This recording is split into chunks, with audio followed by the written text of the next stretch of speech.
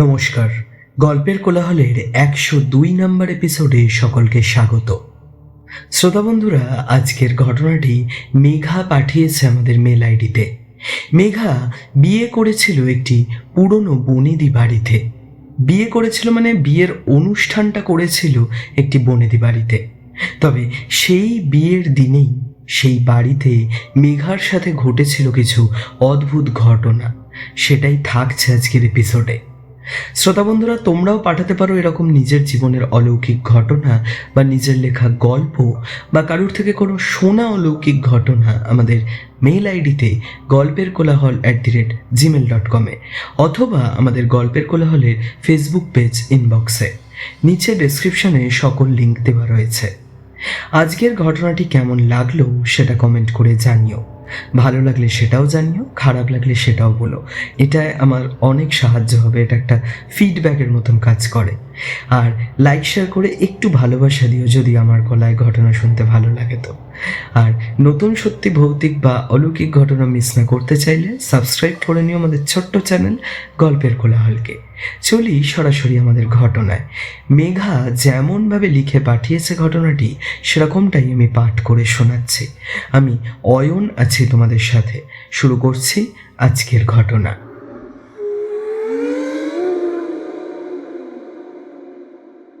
নমস্কার দাদা, আমি মেঘা। এটা আমার ডাক নাম।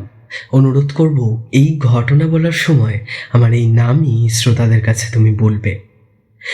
আজকের আমার এই ঘটনা যেটা আমি লিখে পাঠাচ্ছি সেটা আমার সাথে ঘটেছিল 2022 সালে, আমার নিজের বিয়ের দিনে।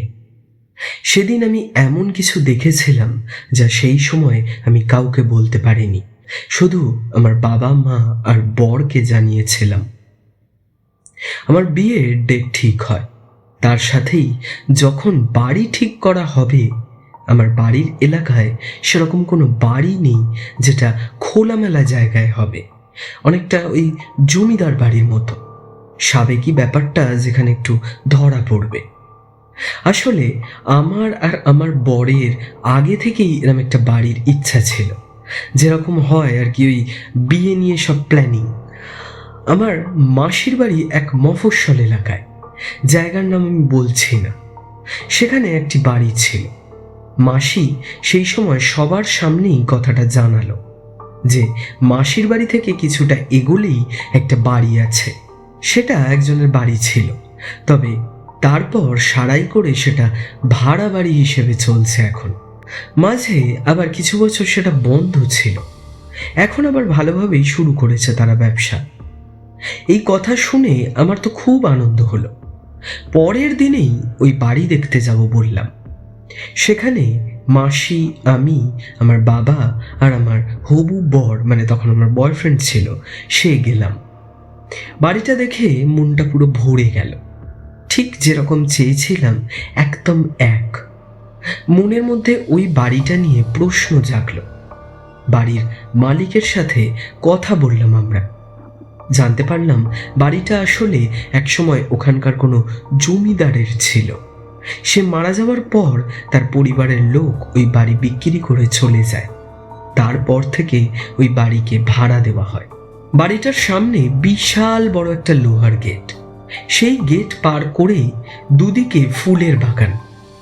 4টে সিঁড়ি উঠে লম্বা দালান, তার পাশে বড় বড় ঘর। দোতলায় উঠে দেখলাম সেখানেও ওই একই রকমের ঘর আর দালান। ভালোই আমার পছন্দ হলো।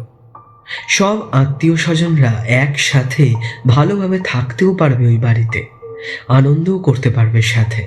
কোথায় কি কি বিয়ের অনুষ্ঠান হতে পারে সেগুলো আমি আর আমার হবু বর দুজনে মিলে মনে মনে ঠিক করে নিলাম। বিয়ের দিনের জন্য বাবা বাড়িটা বুক করে দিল। বিয়ের দিন খুব ভোরেই আমরা সেই বাড়িতে পৌঁছই, কারণ ওখানে গিয়ে সবাই রেডি হবে বলে ঠিক করেছিল। আর যতক্ষণ না সবাই সাজুগুজু করে নেবে, কেউ কোনো কাজও শুরু করতে পারবে না। যখন ওখানে গাড়ি থেকে নামলাম তখন দেখি সেখানে ইতিমধ্যেই সব কাজ শুরু হয়ে গেছে। কেউ গাড়ি থেকে ফুল নামাচ্ছে, কেউ আবার বাসনপত্র ধরে ধরে বাড়ির ভেতরে নিয়ে যাচ্ছে, কারা আবার প্যান্ডেল করাও চালু করে দিয়েছে। মেকআপ আর্টিস্ট এসে যাবে সাজাতে, তাই দোতলার একটা ঘরে গিয়ে আমি একটু বসলাম। আমি তখন একাই ছিলাম ঘরে। অত সকালে উঠে অত দূর যাওয়া, তখনও চোখে ঘুমটা লেগেছিল। চোখ বন্ধ করে বসে আছি, তার মধ্যেই আমার হঠাৎ মনে হলো আমার পেছনের বারান্দা দিয়ে কেউ যেন ছুটে চলে গেল। আমি চোখ খুলে তাকালাম, দেখলাম কেউ নেই। হয়তো কেউ নিজেদেরই লোক হবে। ওটাই আমি আর বেশি মাথা না ঘামিয়ে, খাটের সোজাসুজি একটা বড় আয়না ছিল, আমি ওই দিকে তাকিয়ে একবার নিজেকে দেখলাম। তারপর ব্যাগ থেকে জিনিস বার করতে করতে আবার আয়নার দিকে আমার চোখ পড়ে। দেখি আমার বয়সী একটি মেয়ে আমার মতোই লাল রঙের একটি শাড়ি পরে জানলায় দাঁড়িয়ে আমাকে দেখছে। আমি ঘুরে জানলার দিকে তাকাই, সেখানে কাউকেই দেখতে পাই না। এবার আমার ওই ঘরে একা থাকতে একটু অস্বস্তি হতে শুরু করলো। আমি দরজা থেকে বেরিয়ে দেখলাম সব লোক নিচে, ওই তলায় কেউ নেই। আমি মাকে ফোন করে উপরে ডাকি। মা আসার আগে আমি ওই শাড়ির গায়ে যে দামের কাগজগুলো আঁটা থাকে সেগুলো ছিঁড়ে জানলা দিয়ে নিচে ফেলতে গিয়ে দেখি একটি বড় আম গাছের পাশে একটি বেদির ওপরে আয়নায় দেখা ওই লাল শাড়ি পরা মেয়েটি মাথা নিচু করে বসে আছে। সে যেন কোনোভাবে বুঝতে পারলো যে আমি ওকেই দেখছি। মাথাটা তুলে ঠিক আমার দিকেই তাকায়। আমি দেখে একটু হাসলাম, কিন্তু তার চোখের চাউনিটা আমার ঠিক ভালো লাগলো না। সেই সময় আমার পেছনে মা ঘরে এসে আমাকে ডাকলো। ভাবলাম মাকে একবার দেখাই মেয়েটাকে, কিন্তু মাকে যখন বললাম নিচে বসে থাকা মেয়েটার কথা, মা বলল সেখানে তো কেউই নেই। এরপর আরো অনেকে ঘরে ঢুকলো। মেকআপ আর্টিস্টও এসে গেছিল তখন। সব নিয়ে কথাটা ওখানেই থেমে যায়। বিধির জন্য তৈরি হয়ে তখন আমি ঘরে বসে দরজার কাছে লক্ষ্য করলাম কেউ যেন আড়াল থেকে আমায় দেখছে। আমি বললাম, যে বাইরে আছো ভেতরে এসো। দেখলাম সেই মেয়েটা ঘরে ঢুকলো, আমাকে পা থেকে মাথা অবধি ভালো করে দেখলো। আমি জানতে চাইলাম ওর পরিচয় কি। তখন ও বলল যে ও ছেলে পক্ষের এক আত্মীয়, কিন্তু আমি তাকে কোনোদিনও দেখিনি। ওর চোখ দুটো দেখে মনে হচ্ছিল যেন ও কিছু একটা খুঁজছে আমার মধ্যে। আবার সবাই হই হই করতে করতে আমায় ডাকতে এলো, আমায় নিয়ে গেল। তবে একটা অদ্ভুত ব্যাপার ঘটল, ঘরে যে আমি ছাড়া আরো একজন আছে সেটা যেন কেউ দেখতেই পেল না। আমি পেছন ঘুরে তাকিয়ে দেখি, আবার ওই মেয়েটাকে দেখতে পাই না।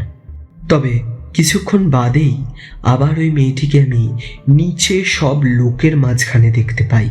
বেশ হাসি হাসি মুখ করে আমার দিকেই তাকিয়ে রয়েছে। বিধির অনুষ্ঠান মিটিয়ে আমি আবার সেই ঘরে যাই। গায়ে হলুদের পোশাক পরব তখন, কিন্তু আমার সাথে তখন কেউই আসেনি। দেরি হয়ে যাচ্ছে ভেবে আমি দরজাটা বন্ধ করে শাড়ি ছাড়া শুরু করব, ঠিক তখনই দরজা ধাক্কানোর শব্দ শুনতে পাই। দরজাটা খুলে দেখি সেই মেয়েটি কিছু না বলেই ঘরের ভেতর ঢুকে এসে দরজাটা বন্ধ করে দেয়। তারপর আমাকে বলে যে ও আমাকে তৈরি করে দিতে এসেছে। মেয়েটি ভারী মিষ্টি। আপত্তি না করেই আমি তৈরি হয়ে নিলাম। মেয়েটির নাম তখন জানলাম স্নিগ্ধা। তখন মোটামুটি আমি তৈরি হয়েই গেছি। সেই সময় দরজা ধাক্কানোর আবার শব্দ পাই। দরজাটা খুলে দেখি মা আর তার সাথে মাসি। ঘরে ঢুকে তারা এক প্রকার অবাক হয়ে যায়, বলে আমি একা কি করে তৈরি হয়ে গেলাম। আমিও অবাক হলাম। মায়ের কথা শুনে নয়, ঘরে কোথাও স্নিগ্ধা নেই সেটা আমার চোখে পড়ল।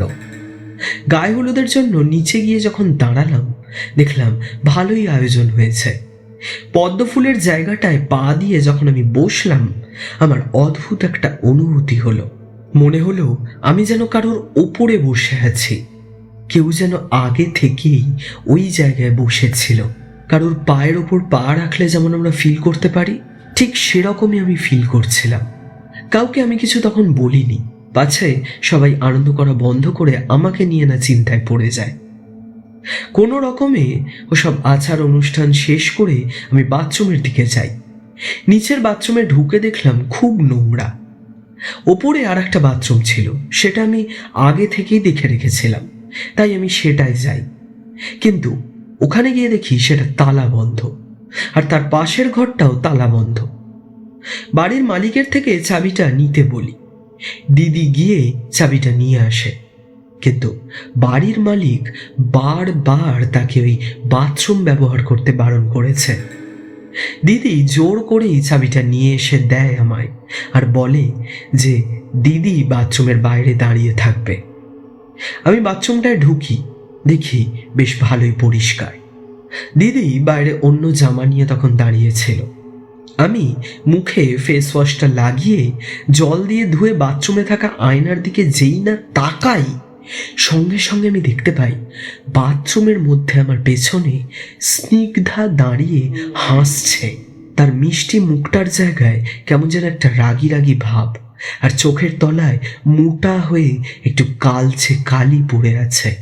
চুলগুলো উস্কো খুস্কো, মুখে যেন অনেক কষ্টের ছাপ। আমার হাত পা কাঁপতে শুরু করে। সেইভাবেই কাপড় জড়িয়ে আমি দরজাটা খুলি, তারপর দিদিকে সবটা জানাই। দিদি বলে যে কাউকে কিছু এখন বলতে হবে না। নিচের বাথরুমে গিয়ে তারপর আমি স্নান করে নিই। বাথরুম থেকে ভয়ে ভয়ে স্নান করে বেরিয়ে সমস্ত লোকজনকে দেখে আমার মাথাটা আবার অন্যদিকে একটু ঘুরল। কিন্তু আমি যা দেখেছি সেটা কি সত্যি নাকি কোনো ভ্রম, এই প্রশ্ন আমার মাথায় সমানে ঘুরছিল। স্নিগ্ধাকে আমি আর কোথাও দেখতে পাইনি। একবার মনে হলো গায়ে হলুদের সব তত্ত্ব নিয়ে তো সবাই বরপক্ষের বাড়িতে চলে গেছে, ওই মেয়েটাও হয়তো চলে গেছে, কিন্তু বাথরুমে তাহলে আমি কাকে দেখলাম? এত কিছু জিনিস মাথার মধ্যে ঘুরছিল। সেই সময় আমার মনে হলো যে আমার বরকে একবার জিজ্ঞাসা করলেই আমি জানতে পারবো ব্যাপারটা। কিন্তু ফোনে যখন আমি শুনলাম যে স্নিগ্ধা বলে ওদের কোনো রিলেটিভই নেই, আমার আরো ভয় লাগতে শুরু করলো। আমার চোখ স্নিগ্ধাকে খুঁজছিল, কিন্তু আর কোথাও আমি আর তাকে দেখতে পাই না। এরপর সবাই সন্ধ্যের অনুষ্ঠানের জন্য তৈরি হচ্ছিল, আমিও সেজেগুজে তখন তৈরি। সারা বাড়িতে আলো জ্বলে উঠেছে। আমি দালান থেকে চারপাশটা ভালো করে দেখছিলাম। ঠিক যেভাবে ভেবেছিলাম সেইভাবেই সেজে উঠেছিল আমার বিয়ের বাড়িটা। হঠাৎ আমার পেছন থেকে আমার নাম ধরে ডাকতে শুনলাম। মুখটা ঘুরিয়ে দেখি স্নিগ্ধা আমার হাতটা ধরে দালানের শেষে কোথাও একটা নিয়ে যেতে চাইছে। হাতের স্পর্শটা খুব ঠান্ডা শীতল। আমি যেন কোনো অজানা কৌতূহলে এগিয়ে যাই ওর পেছন পেছন। হঠাৎ আমার আর একটা হাত কেউ যেন জোরে চেপে ধরে। আমার তখন ঘোরটা কাটে। পেছনে ঘুরে দেখি মা, আর তার সাথে দিদি আর মাসি, আরও অনেকে এসেছে আমায় নিয়ে যেতে। মা জানতে চাইল আমি কোথায় যাচ্ছি একা একা ওই অন্ধকার ঘরটার দিকে। আমি সাথে সাথে ওই দিকে তাকিয়ে দেখি সেখানে স্নিগ্ধা নেই, আর সত্যিই আমি একা ওই অন্ধকার বন্ধ ঘরের দিকে যাচ্ছিলাম। আমি বললাম স্নিগ্ধা আমাকে নিয়ে যাচ্ছিল। মা জানতে চাইল সে কে। আমার অদ্ভুত আচরণ দেখে মা আমায় তাড়াতাড়ি নিচে নিয়ে যায়, আমায় আর একা ছাড়ে না। তারপর বর আসে, বিয়ের অনুষ্ঠান শুরু হয়।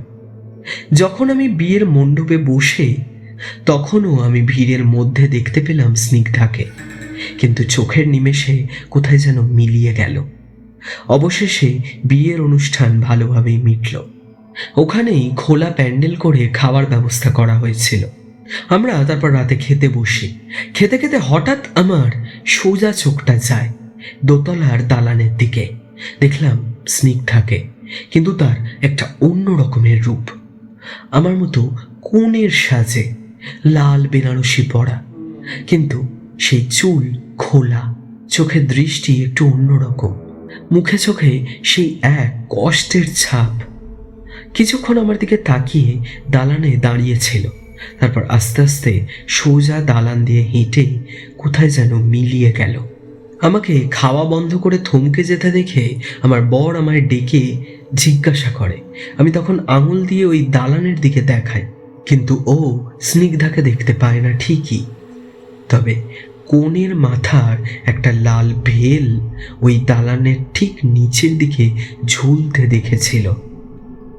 সেদিন রাতে কেউই বেশি বাসর জাগলো না, সবাই মোটামুটি ক্লান্ত ছিল বলে ঘুমিয়ে পড়েছিল। আমার বর তখন স্নিগ্ধার কথা জানতে চায়। আমি সকাল থেকে যা যা হয়েছে তখন আমি ওকে সবটা জানাই। পরের দিন ওই মালিককে ডেকে আমি সবটা তারপর বলি, সাথে আমার বড়ও ছিল, আর জানতে চাই স্নিগ্ধা কে। স্নিগ্ধার নামটা শুনে মালিকের মুখে ভালোই একটা ভয়ের ছাপ ফুটে ওঠে। উনি বলেন এই কারণে মাঝখানে 2 বছর বাড়িটা বন্ধ ছিল, আর ও নেই ভেবে এই বাড়িটা ভাড়া দেওয়া শুরু করেছে তারা। এসব কথার কি মানে ঠিক আমরা বুঝতে পারি না। লোকটি বলে এই বাড়ি যার ছিল তার আদরের মেয়ের বিয়ের ঠিক করা হয় শহরের এক ছেলের সাথে। বিয়ের দিন এই বাড়ি ভালোভাবে সেজে উঠেছিল। কোণেও অর্থাৎ স্নিগ্ধা খুব সুন্দর সেজেগুজে অপেক্ষা করছিল বর আসার। তবে বিয়ে করতে আসার পথে একটা বড় অ্যাক্সিডেন্টে তার হবু বর মারা যায়। কোণে মানে স্নিগ্ধার কানে যখন এই কথাটা যায় তখন সেই শোকটা আর সহ্য করতে পারেনি। দোতলার ঘরে নিজেকে বন্ধ করে শেষ করে দেয়। তারপর এই গোটা বাড়ির মধ্যে নেমে আসে এক শোকের ছায়া। মেয়েকে হারানোর শোকটা না নিতে পেরে স্নিগ্ধার বাবাও কিছু বছরের ব্যবধানেই মারা যায়। তারপর স্নিগ্ধার দাদা আর বৌদি স্নিগ্ধার মাকে নিয়ে শহরে যাওয়ার আগে এই বাড়িটি বিক্রি করে দেয়। তখন এই বর্তমান মালিক বাড়িটি কেনেন। তবে প্রথম যখন বাড়ি ভাড়া দেওয়া হতো অনেকেই স্নিগ্ধাকে দেখেছিল। তারপর আর কেউই বাড়িতে অনুষ্ঠান করতে রাজি হতো না। বাড়ি 2 বছর বন্ধ রেখে মনে হয়েছিল যে সব ঠিক হয়ে গেছে, কিন্তু না, সে এখনো ওই বাড়িতেই আছে। কথা শেষ করে আমরা বেরিয়ে আসি বাড়ি থেকে। পরে মাসির থেকে জানতে পারি যে ওই বাড়ি আর কেউ ভাড়া না নেওয়ায় ওই বাড়ির মালিকও ওই বাড়ি বিক্রি করে দিয়েছে। এখন সেখানে বড় কারখানা তৈরি হয়েছে। আমি এখনো ভাবি যে আমি যাকে নিজের চোখে দেখেছিলাম সে জীবিত কোনো মানুষ ছিল না। এখনো আমার ভাবলে গায়ে কাঁটা দেয়।